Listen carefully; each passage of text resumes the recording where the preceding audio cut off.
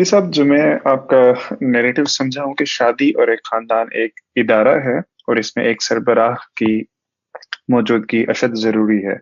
जबकि आजकल लिबरलिज़्म या फेमिनिज़्म या इस तरह के इज़्म के तहत जो एक बयानिया बन चुका है कि शादी और खानदान एक बराबरी की सतह की शिराकत दारी है, और अगर इसको इसी तरह लेकर चला जाए तो इसमें कोई मुज़ायका नहीं है और बिल्कुल इत्मीनान से आप ज़िंदगी गुजार सकते हैं। इसमें कोई ज़रूरत नहीं है कि किसी एक फ़र्द को, चाहे वो मर्द हो या औरत हो, उसको जो है सरबराही की हैसियत दी जाए। तो फिर यहाँ पर रिजालून कव्वामून अलन निसा की जो ताबीर है, तो उसकी क्या हैसियत, क्या मायने रह जाते हैं, या आप इस बयानियों को कैसे देखते हैं कि बराबरी की सतह पर आप शराकत दारी के तहत जो है ख़ानदान को लेके बढ़े आगे? बहुत शुक्रिया। कोई इदारा भी बराबरी की सतह पर बन ही नहीं सकता, ये बिल्कुल खिलाफ अक्ल बात है। अब तक दुनिया में जितने इदारे इंसान ने बनाए हैं उनमें से भी किसी की मिसाल नहीं है कि वो बराबरी की सतह पर बना हो। छोटे से छोटी कारोबारी कंपनी भी बनाई जाती है तो पहले ये तय किया जाता है कि ज़िम्मेदार और सरबराह कौन होगा। यानी दुनिया के अंदर कोई एक ही इदारा तो नहीं है ये तो अल्लाह का बनाया हुआ है। इंसानों ने इस वक्त दुनिया में 200-250 के करीब मुल्कों में हुकूमतें कायम कर रखी। हम सब इंसान बराबर हैं, तो बराबरी की सतह पर तो नहीं मामला कर रहे हैं कितने मरातिब कायम करने पड़ते हैं, कितने इदारे बनाने पड़ते हैं। एक कोर्ट कायम करते हैं, भाई मेरा मुकदमा आ गया, इस काजी के पास चला गया, वो उसके पास चला गया, वो भी बराबर नहीं होते, एक चीफ जस्टिस का तकर्रुर करते हैं कोई नज़म नहीं कायम किया जा सकता। इसलिए बराबरी की सतह पर कोई इदारा बन ही नहीं सकता, इम्कान नहीं है।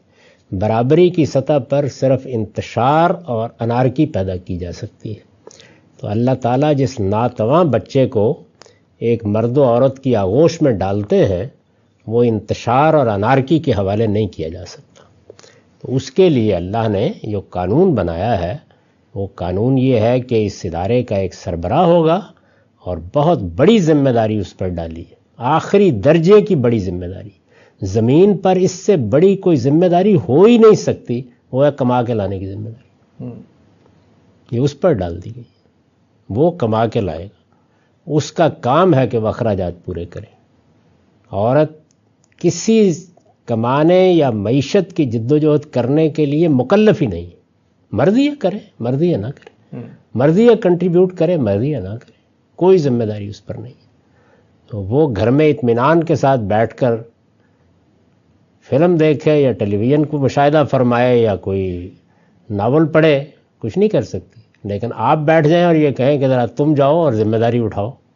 मैंने तो औरतों से बहुत पूछा है कि आप ज़िम्मेदारी उठाने के लिए तैयार हैं? कोई नहीं उठाता। बहुत बड़ी ज़िम्मेदारी है, ये सोचता नहीं इंसान कितनी बड़ी ज़िम्मेदारी है।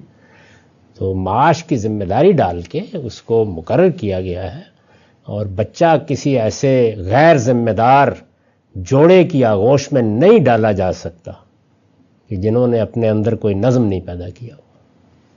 तो वैसे भी डिसएग्रीमेंट अगर कोई ना कोई होगा तो उसमें कोई तो टाई ब्रेकर होना चाहिए, राइट? लाजमन, इसलिए कि एक एक कदम के ऊपर फैसले करने होते हैं। अच्छी बात यही है कि वो फैसले बाहमी एतमाद से हों, मोहब्बत से हों, एक दूसरे को समझा के हों, मशवरे से हों। लेकिन ऐसा वक्त आ जाता है कि जब आपको एक डिसीजन देना होता है, वो फिर सरबराही का होगा। तो कोई आप यानी अमेरिका जैसे मुल्क में जिसको मिसाल के तौर पर पेश किया जाता है जदीद जमहूरियत और कौमी रियासत की, वहाँ पर भी आपके प्रेसिडेंट के पास बाज़ चीज़ों में वीटो का इख्तियार है। वहाँ बराबरी की सतह क्यों नहीं होती? तो ये बिल्कुल अहमकाना बात है, कोई बुनियाद नहीं है इसकी। और स्टेट के निज़ाम में अनारकी हो सकता है 10 दिन चल जाए।